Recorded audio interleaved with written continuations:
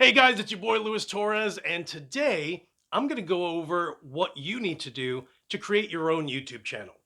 So, for me, when I started my channel, it was originally designed for photography because I've been a photographer since 1988 is when I started.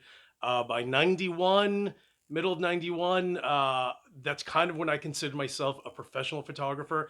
It was kind of around the first time that I started to get hired to do fashion show shoots in New York City. So to me, once you start getting paid, and I don't mean once, I mean a bunch of times, to do one particular job, and it becomes consistent, now you're kind of looked at as being a professional in that field. So once the internet came into play and eventually uh, bandwidth got faster and YouTube came in, I decided at some point after I actually had my podcast, which is why I have this crazy personality. This isn't new. I've been, at one point I had the most popular wedding photography podcast on iTunes with thousands of subscribers globally.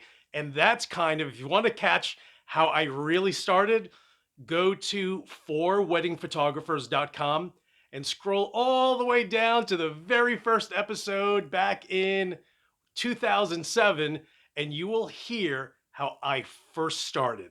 It's pretty funny. And then you listen to the last one where my personality is more like what it is now.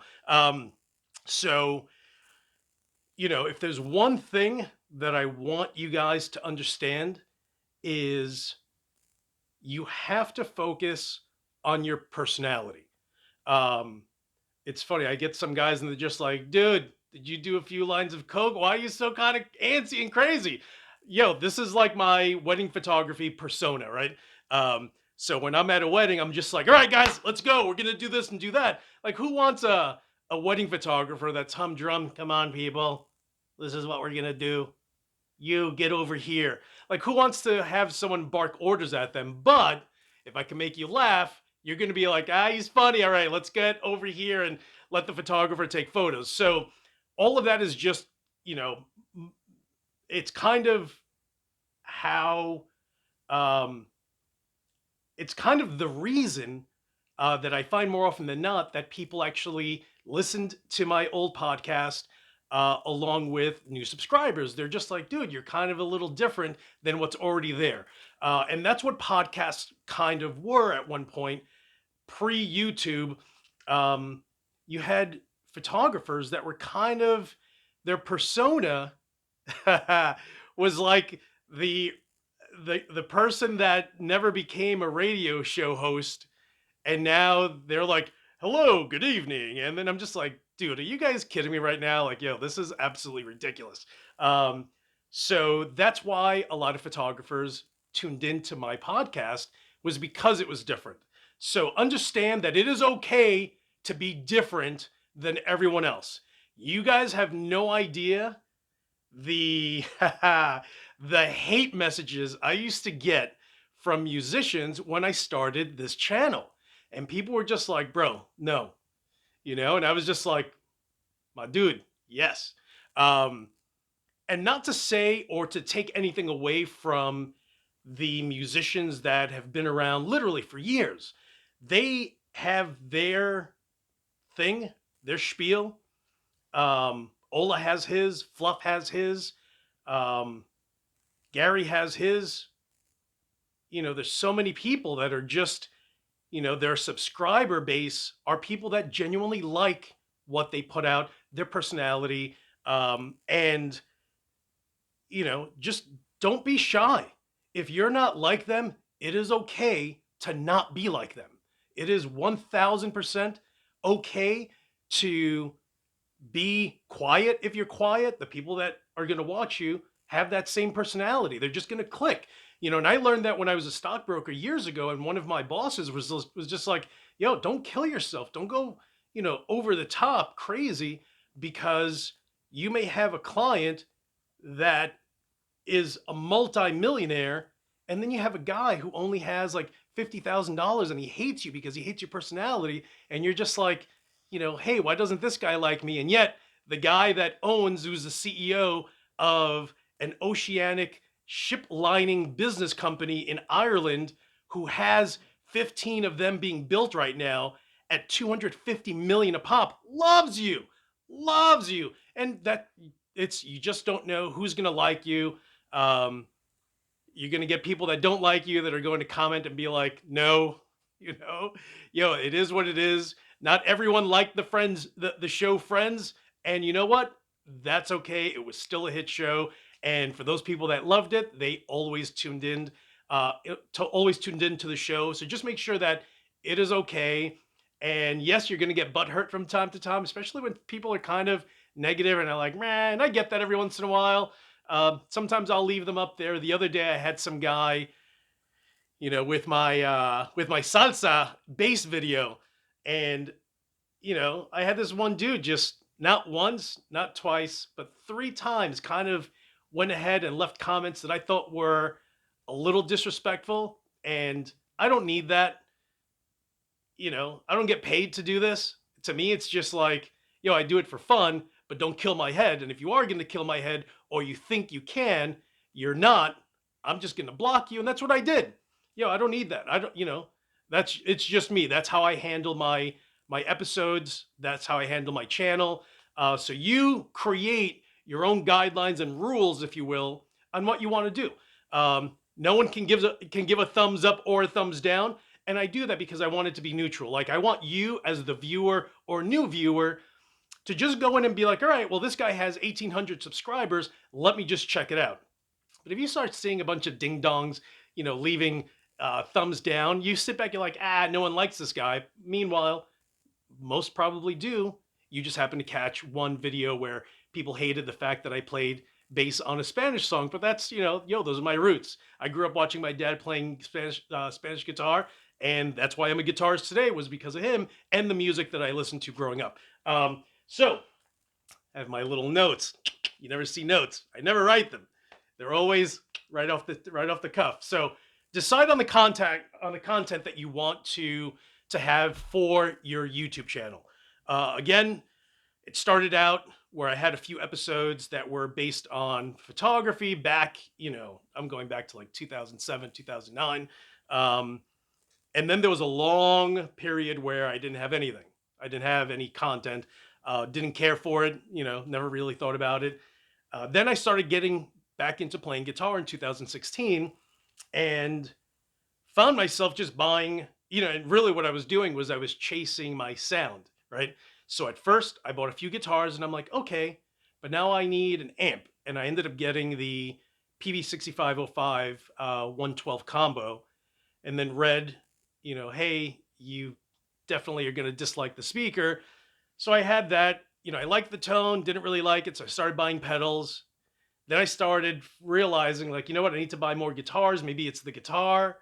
Then I found myself telling, kind of realizing like, hey, I'm a big boy now. I can literally buy all the guitars that I wanted as a kid. And I went stir crazy doing that. I bought a bunch of Les Pauls, Jacksons, Ibanez's, and then kind of started to get into the build quality. And suddenly I found myself with an Ibanez that was built in Indonesia that's clearly not as good as a Korean-made Ibanez, that clearly isn't as good as a Japanese-made Ibanez. So all of a sudden I started to switch things around. I'm like, all right, let me sell this one. Let me make sure I don't buy these. Then I started getting into ESPs.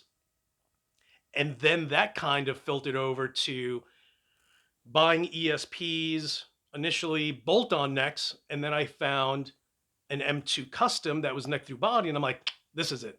So then I started to unload my bolt-ons and started buying more neck through bodies. So then I realized it's got to be the amps then. So I have to start buying amps. And that's how all these guys came into play. Was I was literally just trying to find my tone, which I still am, just like you still are. That's just something that you're never going to be happy with. So enjoy your collection. If you get rid of anything, whether you use it to buy something else or just bank it, then, it's up to you. But that's how I gradually evolved my gear and then realized, you know what? I started to kind of join these Facebook groups and realized that the average guitarist has one or two, maybe three guitars, maybe four. A lot would be six or seven. A whole lot is 15. And I think at the time I had like 25. So and I also started to collect amps and pedals, and the average guitarist has one, two, maybe three amps, maybe four would be a lot. Six is a whole lot. Back here, it's 13 amps. I still have about five others that you don't see, and I never really roll out. Cabinets, I have like 11 of them now. So I realized, like, hey, you know what? Let me kind of start featuring some of the stuff that I have, just because, if you're a guitarist and you're interested in a Jackson guitar, then maybe you should know that Jacksons made in China are terrible. And you should know that I know because I owned a few Jacksons made in China. And there's a huge difference between those made in China and those made in Japan, and then got rid of the Chinese Jacksons and switched over to the Japanese made Jacksons, just because they're, a quarter of the price of a US made Jackson. So I wanted to go ahead and just share that, and decided, all I have is my phone, and that's it. So that's how I started, is just my felt my like my content was guitar based. Let me start featuring some of my guitars. um at the time, I think I had my dual rectifier already, so I started to kind of get into pedals. So it was like, hey, if you have this guitar and this amp, and dude, the Mesa rectifier is as popular as you can possibly get now. So a lot of people have it. So I realized, you know what? The problem with the Mesa rectifier is that it sounds terrible when you plug it straight through. So I started getting into pedals, and some pedals were terrible. I would buy them, sell them back. Um, and then, I started to find other people that were just like, oh, get a boost. And I ended up getting the grind, the 33, and a slew of other boost pedals that I started to incorporate with my tone. And I started to realize, like, hey, maybe I need to focus and make this into a guitar, amp, pedal, tone video. So just know that your content will constantly evolve, it'll grow, and it is completely okay. And don't let all the negative Nellies, and trust me, like I said, they are there by the boatloads. Um, and you just, ignore those guys, whatever. Some people are just out to leave negative notes because they had a bad day and still haven't had a Snickers. So make sure that you go ahead and just figure out what content you want to start with. Just know that it'll grow, it'll progress. You'll switch things around. Get your gear ready. The good thing with having been a photographer for so many years is everything that I needed, I already had. Um, Years ago, the way I got into wedding photography was I captured a few weddings as a photographer, um, and went ahead, and actually my first wedding was Dennis Flores. Google him. That's my boy from Brooklyn, and he's absolutely crazy. Dennis Flores. Both. We were both huge graffiti writers when we were younger. And I shot his wedding and liked it, but kind of found myself needing to corral the herd. You know what I mean? Like, I grew up skateboarding and I was pretty good. I won a bunch of contests and kept progressing and kind of wanted to become pro. But as a kid, I kind of learned that I can actually get a bunch of guys because I was kind of okay at it. And I'm just like, everyone, we're going to go to the front of the Sunset Park pool entrance and we're going to go skate that handrail. And a lot of us learned how to skate handrails, and just because I would call for it, and we would just go, and we do front side rails, back sides. Stephen Callis, who eventually turned pro, that's where he kind of went ahead and learned how to do handrails, and that's just what we did. But then the pressure is kind of crazy. And that's what I kind of realized with photography is it's too much. All right, everyone, this is what we're going to do. You do the too much, too much. You just have to give way too much guidance. And I didn't necessarily want to do that. So one of my buddies was actually a videographer. So with videography, you're kind of a little, you're in the background basically. You're capturing everything. You're not necessarily interacting with the bride and groom to create these scenarios like in photography. You kind of just capture what's going on and you basically let the photographer lead. So I took that approach initially, was at a distance, and then realized, you know what?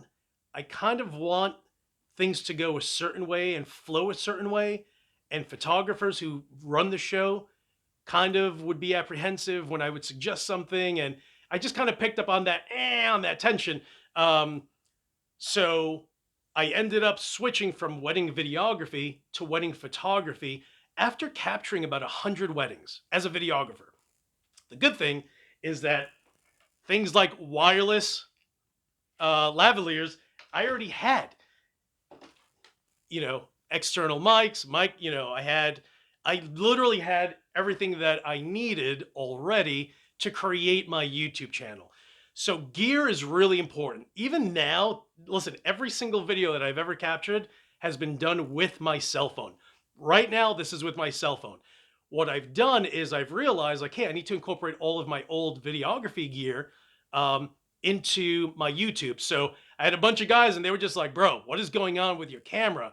Um, Sometimes it would be, I think mainly it was everyone's left side would just drop off and it would just be the right that you would hear. And then sometimes it would be stereo. And then it would, halfway through, it would switch to just the right and the left side would just drop off. So after doing research, I realized I need to incorporate XLR gear, and because that will continue to maintain stereo input and output for you guys to hear, which is why recently you'll always catch that it's stereo and you'll never have one side drop off compared to my old videos. And that is because of, here's the XLR connector, and this is what you're listening to or listening from, and this is my my ASDN external microphone. So that's also what captures all the audio from my amps too. So gear is really important. Again, you don't have to go crazy. This is I can't even disconnect that, but I actually have an XLR adapter from my phone that goes into the 1/8 inch um, earphone plug, right? And that comes out and that splits into an XLR. And then the way I split my external microphone with my lavalier is that I actually have it split. So I have one signal coming out, splits into two. One line goes right to my mic. The other one, if I have my wireless set, which you'll usually see it here on my side, I'll connect that. So that being said, again, gear is really important. Wireless is important. If you don't want to go wireless, just like I am now, I'm literally just using the external mic. But gear is really important as far as microphones go, and the video as well. So make sure you have that. And at some point, listen, it's not like you're going to go ahead and spend $1,000. It's not going to cost you that much. But, right out of the rip, you need good headphones. I have Monster headphones, and that's only because I broke my Sennheisers by I was actually sleeping and woke up and got up and then eventually sat back down on my bed and just sat on my Sennheiser earphones. So camera, audio, and lighting. Again, dude, as a photographer, the light that you see on my left is a huge, huge softbox. That's actually what I use whenever I do uh, family portraits in people's homes.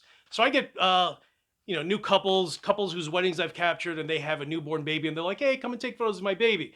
Um, the baby's 3 days old. You don't want you cannot use a flash on a 3 day old baby. So you use a softbox with continuous light. So again, camera, audio, lighting, that's really important. I mentioned this earlier where you start today will naturally change over to something else. It'll just evolve, and it's completely okay. Don't freak out. Some people actually get like, oh, I have to do this other thing. You know what, my dude, it's okay to do something else. So don't stress out about that. The first two things that you need to focus on, which I kind of didn't when I first started this channel, which was one, to reach 1,000 subscribers, and the second is to reach 4,000 hours of viewable time from your subscribers. So when I started, I didn't even know that information. To me, it was just, okay, let me start and let me just see how it goes. It is so much easier if you were to already go into wanting to have your YouTube channel and know that the number one main goal is to reach 1,000 subscribers. I don't care what you have to do. A lot of it, until I knew that was my goal, it was always just like, oh, look, I have 10 new subscribers. Oh, look, I have 5 more subscribers. It's almost like being in a boat without oars. You kind of are just drifting and going whichever way the stream is going. You need to understand that you need your oars and you have to row to where you want to go. And that is right out of the gate to reach 1,000 subscribers, which is why it took me a little over 2 years to get to 1,000, because I found myself just being like, let me make a video today. A week later, I haven't posted a video in a week. Let me post another video. I'm tired. I don't want to. And then another week goes by. And that's how I was for quite a while. And if you're going to start a channel, you have to constantly post content constantly. And the reason, and this is kind of like, I'm from Brooklyn, all right? We're all about the guerrilla tactics. So I have never, since I started my channel, ever been one of those guys that wants to shoot video, wants to then, if you have a camera, pan across my gear. Like if I'm featuring my JCM, oh, you got to look at my knobs. Who cares? Bro, if anyone is really interested in the settings of your JCM 800, they'll just ask you. You don't need to be like, oh, here's the video content. Oh, this is what it looks like from an aerial point of view. You know what I mean? Like, dude, all of that is literally just editing time. And it's interesting. Like, I know guys with YouTube channels, and it'll take them 2 weeks in between each video. And that's because they need to make it and pizzazz it, bedazzle their video. And I totally get that. And if you have the ability to edit, whether you use Final Cut Pro, Premiere, whatever the case is, that is great. But I feel for me, I would have been missing something.